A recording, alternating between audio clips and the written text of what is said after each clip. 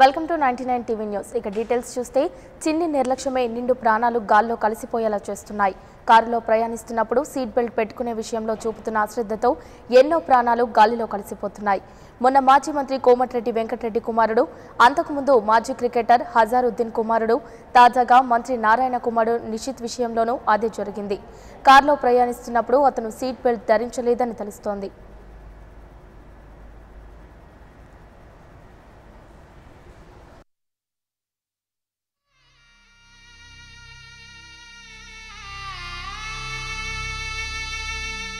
AP municipal శాఖ మంత్రి నారాయణ కుమారుడు నిషిత్ నారాయణ రోడ్డు ప్రమాదంలో మృతి చెందాడు.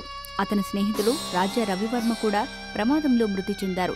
జూబ్లీహిల్స్ రోడ్ నెంబర్ 36లో ఈ తెల్లవారుజామున 3 గంటలకు ఈ దుర్ఘటన చోటు చేసుకుంది. అతివేగంతో వీరు ప్రయాణిస్తున్న మెర్సిడెస్ ఎస్యూవీ బెంచ్ కార్ అదుపు తప్పి మెట్రో పిల్లర్ను ఢీకొట్టడంతో ఈ ఘటన జరిగింది. మితిమీరిన వేగమే ప్రమాదానికి కారణమని పోలీసులు నిర్ధారణకు వచ్చారు.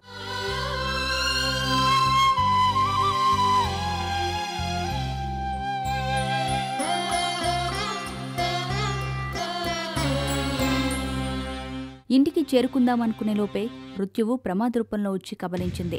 ప్రమాద సమయంలో ట్రాఫిక్ కూడా లేదు. ఎంతో కాలంగా కారు నడిపిన అనుభవంతో పాటు పక్కన మిత్రుడు ఎన్ని ఉన్నా లాభం లేకపోయింది.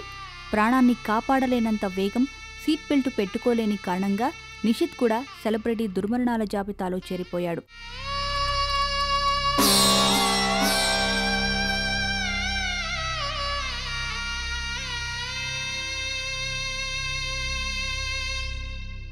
అతివేగంతోనే మృతి చెందినట్లు ఫోరెన్సిక్ వైద్యులు వెల్లడించారు.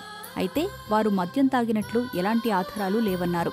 రవివర్మ కన్నా నిషిత్కే ఎక్కువగా గాయాలయ్యాయని, అతడి పక్కటెముకలు విరిగాయన్నారు. కారు బలంగా మెట్రో పిల్లను ఢీకొట్టడంతో స్టీరింగ్ నిషిత్ ఛాతి భాగంలోకి వెళ్లిందన్నారు. ప్రమాదం జరిగిన కొద్ది నిమిషాల్లోనే వారు మృతి చెందినట్లు వైద్యులు వెల్లడించారు.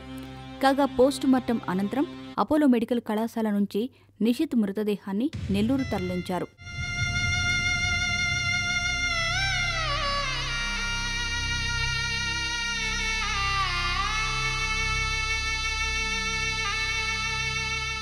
కేంద్ర మాజీ మంత్రి, ప్రముఖ సినీ నటుడు చిరంజీవి, తెలంగాణ మంత్రి హరీష్ రావు, సిపిఐ జాతీయ కార్యదర్శి నారాయణ, జనసేన అధినేత పవన్ కళ్యాణ్ జూబ్లీహిల్స్ అపోలో ఆసుపత్రిలో నిషిత్ మృతదేహానికి నివాళులర్పించారు.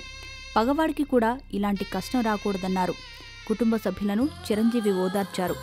ఎంతో భవిష్యత్తు చూడాల్సిన పిల్లాన్ని ఇలా చూడాల్సి రావడం బాధాకరమని ఆయన పేర్కొన్నారు.